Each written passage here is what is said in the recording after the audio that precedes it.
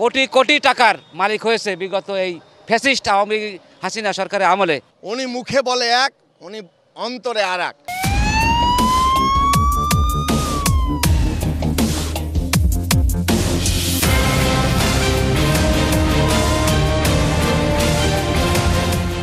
Khulna city কর্পোরেশনের 3 বারের mayor Talukdar Abdul Khalek ছিলেন মহানগর আওয়ামী লীগ সভাপতি। এছাড়া এমপি মন্ত্রীও ছিলেন তিনি।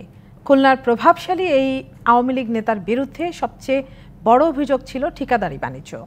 নগরীর সব ঠিকাদারি কাজ থেকে আদায় করতেন নিজের হিস্সা। স্বজনপ্রীতি, দলীয়করণ, কমিশন, কাউন্সিলরদের প্রতি বৈষম্য সহ ক্ষমতার দাপটে করেছেন নানা অনিয়ম, দুর্নীতি ও লুটপাট। অনিয়মের তদন্ত তো দূরের কথা, তার বিরুদ্ধে মুখ খোলার সাহস পেত না কেউ। তালুকদার আব্দুল খালেক খুলনা মহানগর আওয়ামী লীগ সভাপতির পাশাপাশি ছিলেন 3 বারের মেয়র। এর আগে বাগেরহাট 3 থেকে 2 বার এমপি ছিলেন ত্রাণ প্রতিমন্ত্রী। খুলনার প্রভাবশালী এই আওয়ামী লীগ নেতার বিরুদ্ধে ঠিকাদারি বাণিজ্য সহ রয়েছে লাগামহীন দুর্নীতির অভিযোগ। মাঠে ময়দানে বক্তৃতায় দুর্নীতির বিরুদ্ধে বজ্রকণ্ঠ ছিলেন তালুকদার খালেক। উন্নয়ন কাজ পরিদর্শনে গিয়ে যাচাই করতেন মান। এসব ভিডিও ছড়িয়ে দিয়ে তার সততা প্রচার করতেন সমর্থকরা। কিন্তু বাস্তবে তালুকদার খালেক ছিলেন তার উল্টো। খুলনা নগরীর সব ঠিকাদারি কাজের হিস্সা নিতেন তালুকদার খালেক। পয়ঃনিষ্কাশন, সড়ক মেরামত, জলাবদ্ধতা নিরসন ও বর্জ্য অপসারণ সহ 2018 সাল থেকে খুলনা সিটিতে প্রায় 2000 কোটি টাকার প্রকল্প বরাদ্দ হয়। অভিযোগ আছে, আইন লঙ্ঘন করে অন্যের লাইসেন্সে অংশীদার হয়ে নিজেই নামে বেনামে ঠিকাদারি করতেন তালুকদার আব্দুল খালেক। 5% কমিশনের ভিত্তিতে শত কোটি টাকার উন্নয়ন কাজ বিক্রিও করেন। অভিযোগ আছে, খালেকের আমলে বেশিরভাগ কাজ পান তার পছন্দের ঠিকাদার। লাইসেন্স ছাড়াই আওয়ামী লীগ নেতা ও কাউন্সিলরদের ভাগ করে দেন কোটি কোটি টাকার কাজ। ওই কাজই বেশি টাকা দিয়ে কিনে নিতে হতো পেশাদার ঠিকাদারদের। উনি যে কাজগুলো করবেন সেই কাজগুলো উনি আগের থেকে সিলেক্ট করে দিতেন এবং সাধারণ ঠিকাদারদের বলে দিতেন যে তোমরা এই কাজে পার্টিসিপেট করবে না। কারো কারোর সাথে উনি কাজ নিয়ে নিজেই করতেন, নিজের জনবল দিয়ে, নিজের ম্যানেজার দিয়ে। স্বজনপ্রীতি করে অপেশাদার ঠিকাদার নিয়োগ দেয় কাজ হয় নিম্নমানের। ফলে খুলনা নগরীর বেশিরভাগ সড়কই চলাচলের অনুপযোগী। সিটি কর্পোরেশনের ড্রেন এবং রাস্তা, সে ছোট বড় যেটাই হোক, এবং সবগুলোর কন্ট্রাক্টর তো সিন্ডিকেটের কয়েকজন মানুষ, এর বাইরে তো কেউ নেই। কাউন্সিলরদের মধ্যেও বৈষম্য করার অভিযোগ ছিল তালুকদার খালেকের বিরুদ্ধে। প্রত্যেক পর্যায়ে দলীয়করণ করেন তিনি। সাধারণ মানুষ সিটি কর্পোরেশনে গেলে দুর্ব্যবহারের শিকার হতেন। তার দুর্ব্যবহারে অতিষ্ঠ ছিলেন নগর ভবনের কর্মকর্তা কর্মচারীও। ওনার নিজস্ব সিন্ডিকেট ছিল, উনি কোটি কোটি টাকার মালিক হয়েছে বিগত এই ফ্যাসিস্ট আওয়ামী লীগ হাসিনা সরকারের আমলে। উনি মুখে বলে এক, উনি অন্তরে আর এক। বাগেরহাট 3 আসনের এমপি ছিলেন তালুকদার খালেক। খুলনার মেয়র নির্বাচিত হওয়ার পর আসনটিতে সংসদ সদস্য হন তার স্ত্রী হাবিবুন নাহার। অভিযোগ রয়েছে, নগর ভবনে বসেই ঠিকাদারি সহ রামপাল ও মোংলা উপজেলার সবকিছু নিয়ন্ত্রণ করতেন খালেক। বছর 2 আগে খুলনা নগরীতে বিলাসবহুল বাড়ি নির্মাণ করেন আওয়ামী লীগের প্রভাবশালী এই নেতা।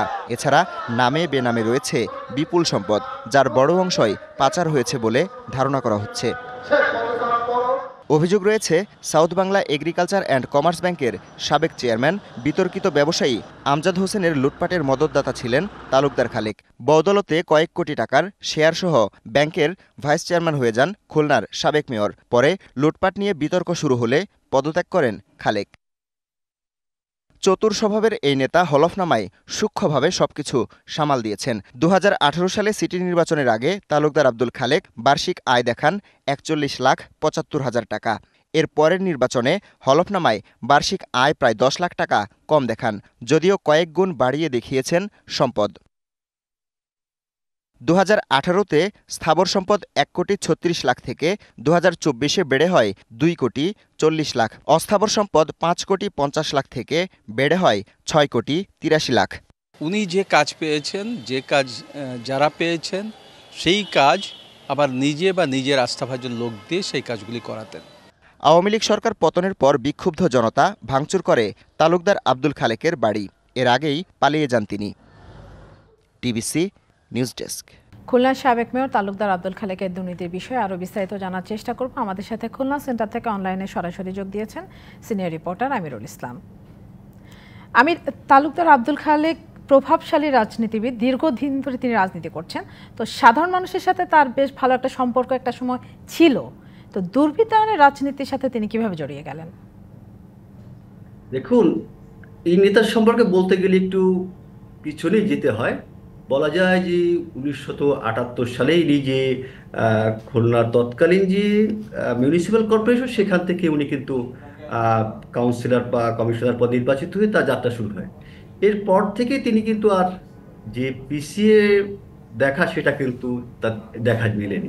বিশেষ করে এরপরের থেকে 91 সালের থেকে ধারাবাহিকভাবে যে খুলনা বাগেরহাট যে 3 আসন, সেই 3 আসনের যে সংসদে নির্বাচিত হয়েছিলেন 96 সালের প্রতিমন্ত্রী। এমনকি তার যে স্ত্রী সহধর্মিণী, যে তিনি কিন্তু নির্বাচিত হয়েছেন এই আসন থেকে, বাগেরহাট 3 থেকে সংসদ সদস্য, এবং উনি উপমন্ত্রী হয়েছেন, বন ও পরিবেশ উপমন্ত্রী ছিলেন। যার কারণে যে ওনার বিশেষ করে যেটা দেখা যায় যে 18 সালের পর থেকে যখন সিটি কর্পোরেশনে নির্বাচিত হন, নির্বাচনের পর থেকে যে এই নগরীর যে উন্নয়ন যে কার্যক্রম, সেই কার্যক্রম জন্য বরাদ্দ মেলে প্রায় 4টি প্রকল্পের অধীনে প্রায় 2000 কোটি টাকা।